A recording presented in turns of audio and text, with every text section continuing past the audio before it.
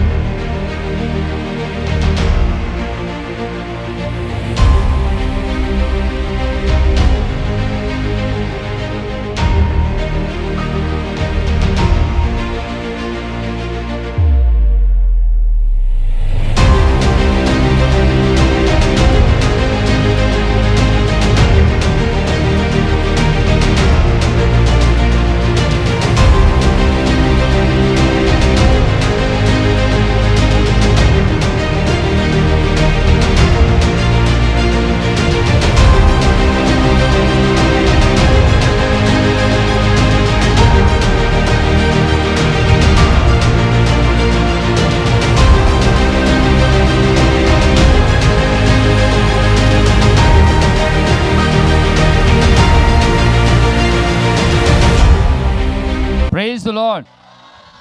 Topic पर आता हूं जो कि हमारी चर्च से जुड़ा हुआ है।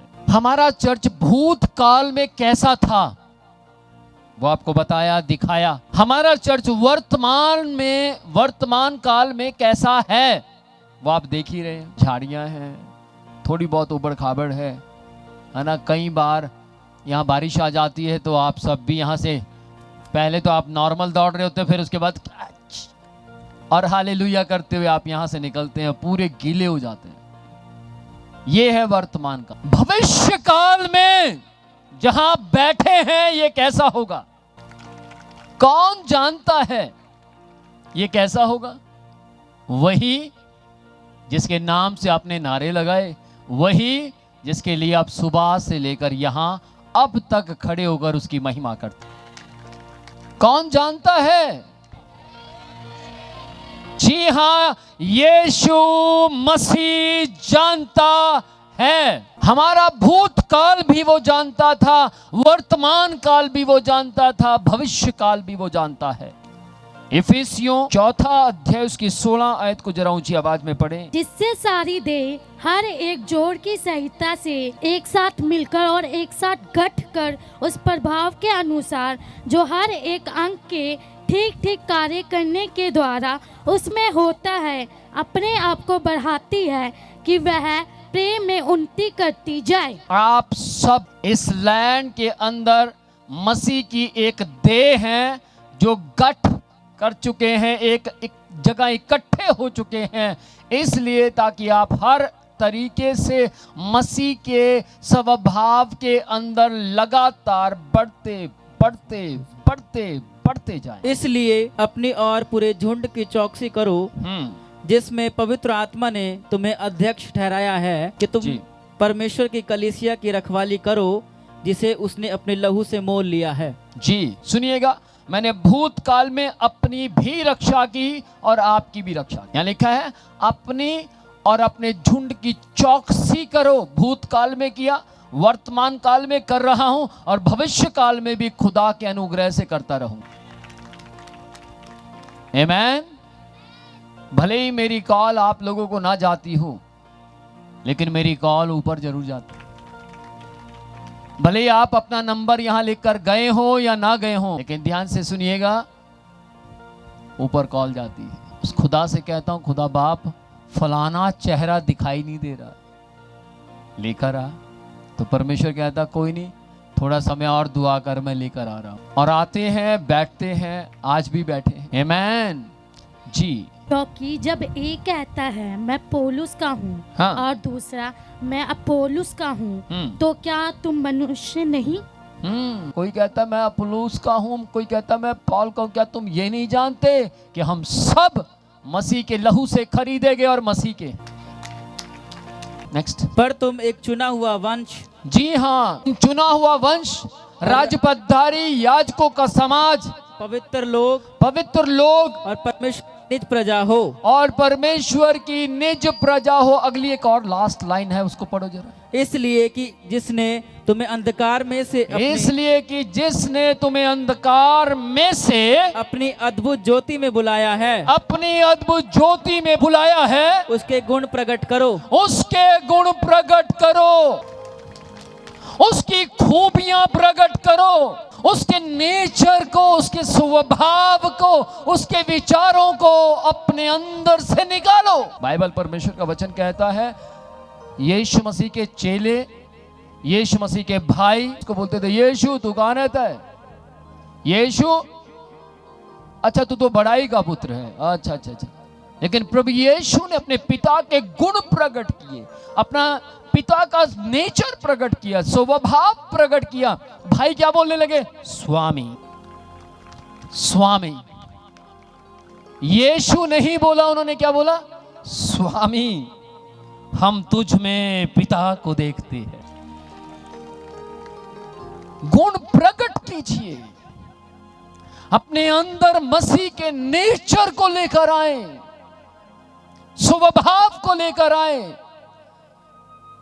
आप पब्लिक को तमाशा देकर दिखाकर बैठा सकते हैं, लेकिन आप पब्लिक को बांध नहीं सकते। बांधने का एक ही तरीका है, और वो है वचन। पॉल कहता है, मैं मसीह के वचनों की बेड़ियों से जकड़ा हुआ व्यक्ति हूं। Praise the Lord. और जब आप वचन से बंध जाते, कोई बेड, कोई बिस्तर, कोई जेल, कोई सलाखें आपको बांध कर नहीं रख सकते। फ्री हैं आप, आजाद हैं, और खुदा का वचन सुनाएंगे। मौत से नहीं डरेंगे आप फिर एक ही से डरेंगे, उसका नाम है जो जीवन देता है, यीशु मसीह। नेक्स्ट, इब्रानियों 13 अध्याय उसकी 7वीं आयत। जो तुम्हारे अगुवे थे, जो तुम्हारे अगुवे थे, और जिन्होंने तुम्हें परमेश्वर का वचन सुनाया है। ध्यान से सुनना, यहाँ गौर करें। जो तुम्हारे अगुवे थे और जिन्होंने तुम्हें वचन सुनाया है।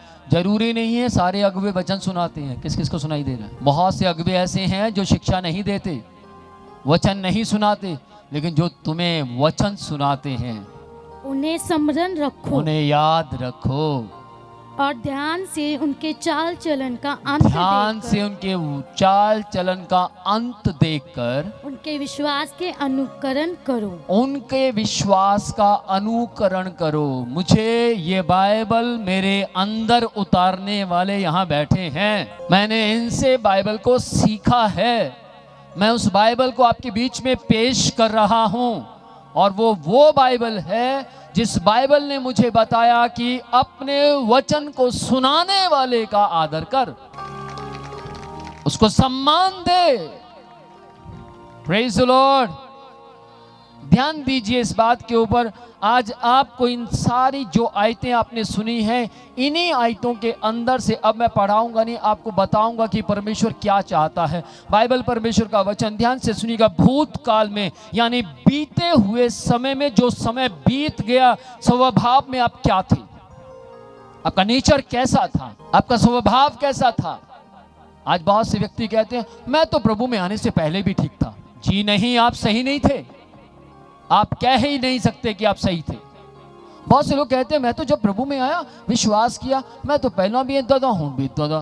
पर बहुत से लोग ये बातों में सहमत नहीं हैं। वो कहते हैं, हम पहले कुछ और थे और अब हम बदल गए। हम पहले निकम्मे थे, अब सुधर गए। पॉल जी कहते हैं, हम पहले मनुष्यों की तरह हम भी बिगड़े हुए थे, हम भी मनुष्य की तरह स्वार्थी थे, पर अब नहीं है। अब हमें परमेश्वर ने बदल दिया। इफिसियों 2 अध्याय उसकी 3 आयत में परमेश्वर का वचन कहता है, इनमें हम भी सब के सब पहले अपने शरीर की लालसाओं में दिन व्यतीत करते थे, शरीर और अपनी इच्छाओं को पूरी करते थे, अन्य लोगों के समान स्वभाव ही से अंधकार के थे। ये हम पहले थे। हम अंधकार के थे, हम गालियों में जीवन जीते थे, गंदे काम करते थे, गंदे गीत सुनते थे, हर वो गंदे काम करते थे जो शैतान को अच्छे लगते थे। आप में बहुत से ऐसे हैं जो हुक्का पीते थे, आप में बहुत से ऐसे हैं जो क्लब जाते थे और क्लब में गंदे काम करते थे। क्लब में जाकर कुछ लोग, लड़कियां खुद आती हैं, नंबर देती हैं, मेरा नंबर ले ले फिर मुझे कॉल करना, और वो कहते हाँ मुझे नंबर दे के गई। ये नहीं पता कि जो आपने कमाया वो उसको भी ऐंठना चाहती है, आपकी मेहनत को खराब करना चाहती है। और कई ऐसे हैं जिनको नंबर नहीं मिलते, वो पीछे पीछे भागते, मुझे भी दे दे नंबर। नंबर कौन से आने वाले समय में मिलने वाले हैं उन्हें मालूम ही नहीं है, नॉलेज नहीं है।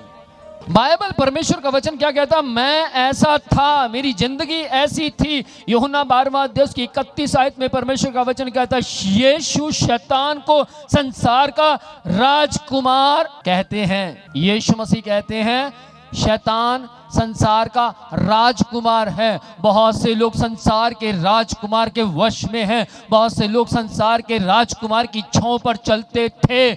आप और मैं भी इस संसार के राजकुमार की छांव पर चलते थे, जीवन व्यतीत करते थे, उसके जैसी चाल चलते थे, छिप छिप कर गुनाह करते थे, छिप छिप कर पाप करते थे, गालियां देते थे क्विंटलों के हिसाब से। लेकिन ध्यान से सुनिएगा, जैसे ही मेरा जीवन बदला, जैसे ही आपका जीवन बदला, आप संसार के सरदार के राजकुमार के हाथों में से यीशु के नाम में आजाद हो गए। और जैसे आप आजाद हुए, गालियां छूट गई, हालेलुया।